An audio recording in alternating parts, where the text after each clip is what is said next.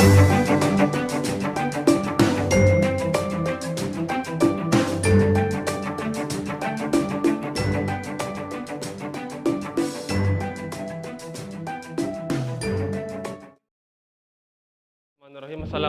warahmatullahi wabarakatuh. Alhamdulillah kita bisa melanjutkan kegiatan belajar mengajar ini. Sebelumnya bagaimana kabarnya hari ini, anak-anak? Alhamdulillah. Alangkah baiknya sebelum belajar mengajar kita ini dimulai, alangkah baiknya mari kita membaca doa terlebih dahulu. Berdoa dimulai. Berdoa selesai. Selanjutnya saya ingin mengabsen terlebih dahulu tentang kehadiran kalian semua. Pertama, Aisyah hadir, Zahira, Eva, Adela, Tri Rahmatillah hadir. Oke, terima kasih. Ada yang masih ingat tentang pelajaran pada pertemuan sebelumnya? Ada ya? Oh ya, apa? Apa itu pendapatan nasional?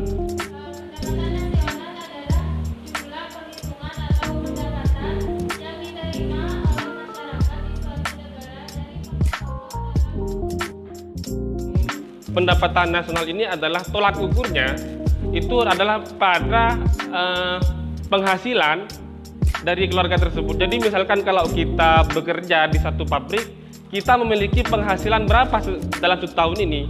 Nah, itu dikalkulasi dan itu yang dinamakan penghasilan nasional. Paham? Oke.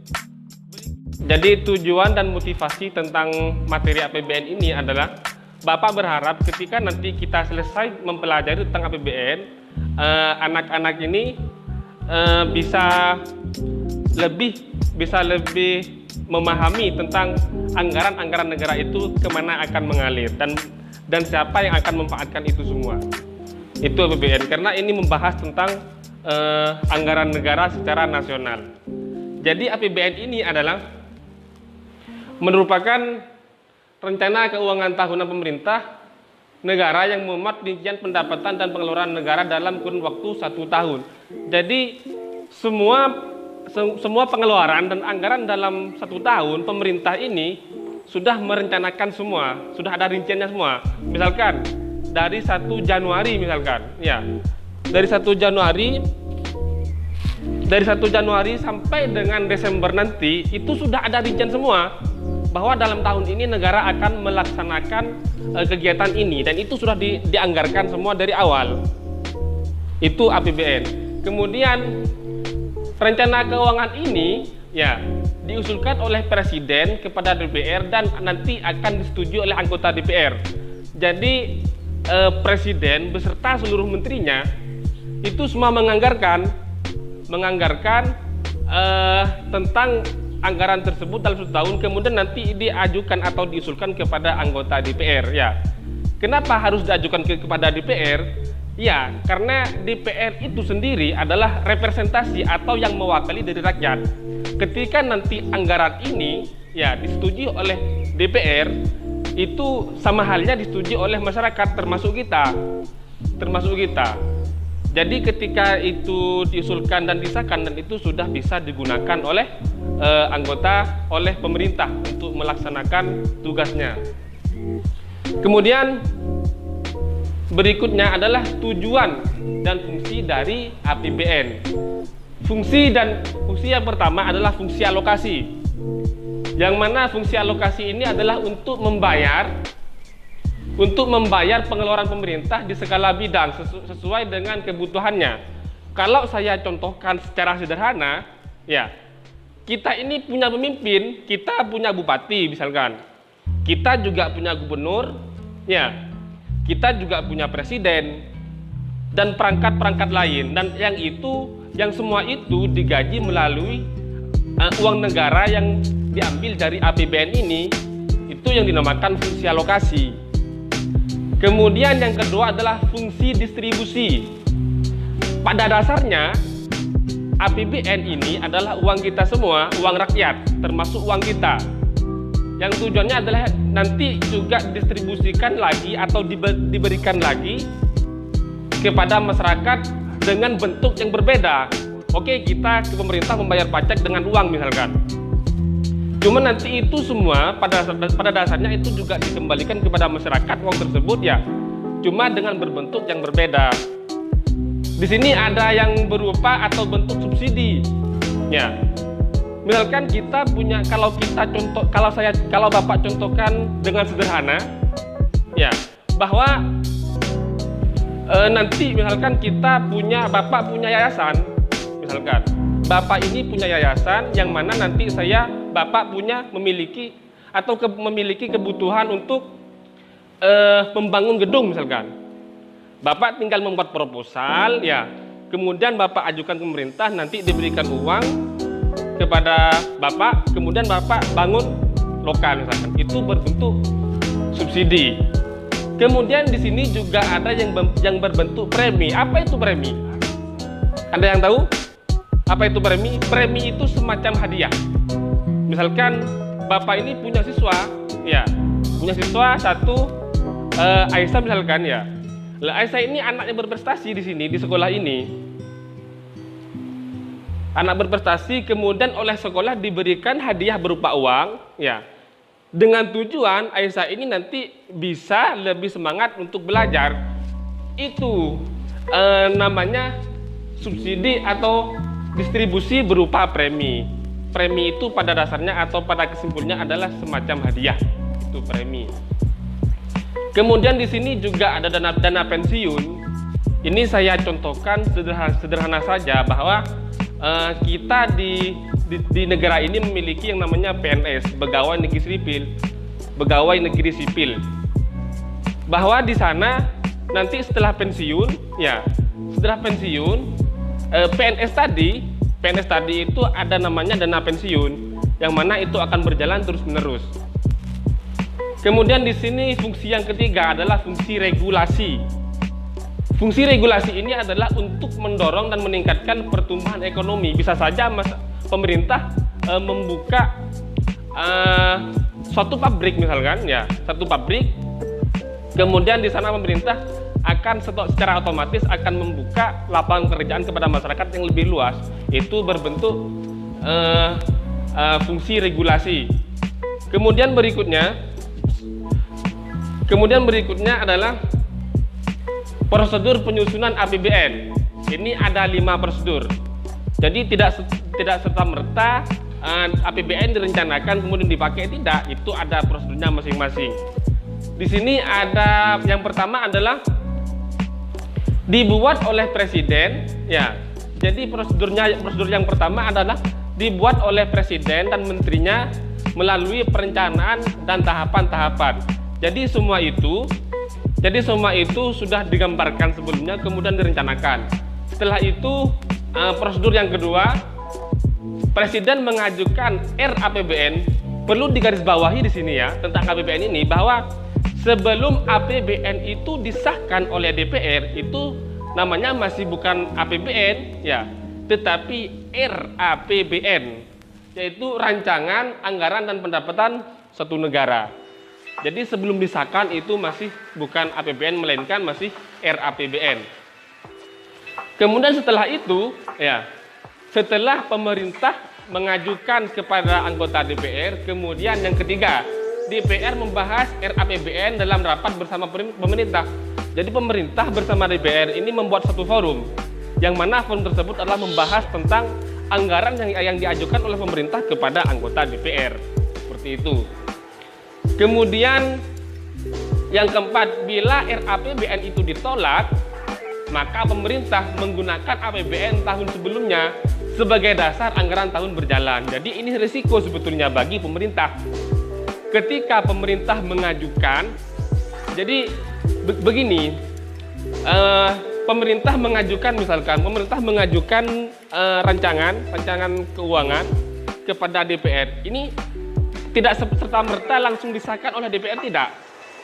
Akan tetapi oleh DPR nanti akan dikaji terlebih dahulu, ini sinkron apa tidak dengan yang dianggarkan pada tahun ini, pada tahun yang akan datang ini, ketika ini yang diajukan tidak sinkron, ya maka bisa saja DPR tidak mengesahkan. Lah, ketika tidak mengesahkan ini seperti yang prosedur yang nomor 4, maka pemerintah harus menggunakan anggaran pada tahun sebelumnya. Misalkan ini anggaran tahun 2021 misalkan ya. Lah, ini diajukan kepada anggota DPR. Ketika oleh DPR ini ditolak, maka pemerintah harus menggunakan anggaran pada tahun 2020 sebelumnya ini, pada anggaran sebelumnya, tahun sebelumnya. Kemudian yang kelima, ini bila RAPBN disetujui oleh DPR, maka RAPBN akan disahkan dalam bentuk undang-undang secara otomatis ketika APBN itu disahkan oleh anggota DPR, maka itu secara otomatis akan menjadi undang-undang negara. Bisa dipahami? Oke. Saya lanjutkan pada slide berikutnya. Ini adalah komponen APBN atau hal-hal yang berkaitan dengan APBN, anggaran pendapatan dan belanja negara. Yang pertama adalah penerimaan negara, yakni semua pendapatan yang sumbernya berasal dari penerimaan pajak, penerima bukan pajak, serta penerima hibah dari dalam atau luar negeri selama tahun anggaran yang bersangkutan. Jadi seperti kita ketahui bahwa pendapatan negara selama ini masih paling banyak yang memberi kas negara itu adalah dari pajak. Karena kita misalkan punya sepeda, kita bayar pajak. Kita punya mobil, kita juga bayar pajak. Kita punya tanah, kita juga bayar pajak. Semua dipungut pajak, sehingga pajak sampai saat ini menjadi pemasukan negara paling besar. Bisa dipahami? Oke, berikutnya adalah belanja negara. yakni seluruh pembelanjaan yang dilakukan oleh negara dalam rangka melaksanakan fungsinya sebagai fungsi alokasi, distribusi, dan stabilisasi. Jadi semua anggaran yang digelontorkan oleh pemerintah kepada masyarakat itu semata-mata adalah untuk menstabilkan segala bidang termasuk ekonomi dan termasuk SDM daripada masyarakatnya. Itu juga bagian dari komponen APBN ini. Kemudian yang ketiga adalah tentang pembiayaan, yakni komponen yang digunakan untuk mengatasi surplus atau defisit anggaran. Harapannya pemerintah dengan melakukan penggelontoran anggaran ini berharap bahwa pemerintah atau negara dalam hal ini tidak lagi mengalami defisit anggaran terkait anggaran-anggaran yang ada di pemerintah ini. Lanjut. Kemudian slide yang terakhir adalah langkah-langkah tentang APBN. Yang pertama, ini yang saya jelaskan tadi. Ya, yang pertama adalah tentang perencanaan. Seperti yang saya jelaskan tadi bahwa pemerintah pertama kali adalah membuat perencanaan. Oke, kita sudah punya perencanaan di sini. Kemudian yang kedua adalah pengesahan RAPBN oleh DPR. Setelah perencanaan ini diusulkan oleh pemerintah kepada DPR, di situ maka akan disahkan ketika itu memang sinkron terhadap dengan anggaran yang ada. Kemudian yang ketiga adalah pelaksanaan APBN pemerintah. Setelah itu disahkan, maka pemerintah juga secara otomatis sah untuk dan boleh untuk menggunakan anggaran tersebut. Dan yang keempat adalah pengawasan serta pertanggungjawaban pelaksanaan APBN oleh pemerintah kepada DPR. Ini namanya laporan pemerintah kepada DPR. Jadi apa yang digunakan atau dana yang digunakan oleh pemerintah kepada DPR itu harus dipertanggungjawabkan oleh pemerintah. Tidak serta-merta ketika pemerintah selesai menggunakan anggaran misalkan itu sudah selesai, bukan. Jadi setelah pemerintah selesai menggunakan anggaran itu, maka pemerintah harus membuat SPJ atau laporan itu yang nanti itu dilaporkan kepada DPR. Bisa dipahami? Mungkin dari sekian materi yang saya paparkan atau yang saya jelaskan ini, bisa ada yang ingin dipertanyakan? Oh ya? Apakah dana desa itu juga diambil dari apakah dana desa itu juga diambilkan dari APBN? Oh ya, saya jelaskan sedikit bahwa dana desa itu juga diambilkan dari APBN. Jadi pemerintah itu ya mengambil dana itu melalui dari APBN, yang mana nanti pemerintah mendistribusikan atau memberikan uang itu kepada desa melalui Kementerian Desa. Jadi jelas bahwa di sana dana desa ini diambilkan dari uang atau kas negara yang namanya juga APBN. Paham? Ya. Ada yang bisa menyimpulkan? Ya, coba simpulkan. Kesimpulannya bahwa seluruh sesuatu yang dibutuhkan oleh negara itu sudah ada anggarannya masing-masing, termasuk mencerdaskan anak-anak. Oh iya, bagus. Jadi kesimpulan dari materi ini adalah bahwa semua yang dibutuhkan oleh negara ya itu sudah ada anggarannya masing-masing, termasuk tadi apa yang disampaikan oleh Saudari Fitri ya, itu termasuk dari kesimpulan ini. Jadi misalkan kalau tadi yang disampaikan oleh Fitri ini, di sana juga mencerdaskan anak bangsa ketika kita melihat bahwa pendidikan ini juga tidak sedikit yang menggunakan anggaran negara ini. Jadi melalui APBN ini juga melalui anggaran dari APBN ini juga ada rentetannya dengan mencerdaskan anak bangsa tersebut. Oke, kalau memang ini sudah paham semua, saya lanjutkan. Ini ada tugas untuk kalian. Ya, ini ada tugas dari Bapak untuk kalian. Saya minta ini dicatat. Saya minta ini dicatat dan dikumpulkan nanti di pertemuan berikutnya. Oke, Bapak akhiri pertemuan ini. Assalamualaikum warahmatullahi wabarakatuh.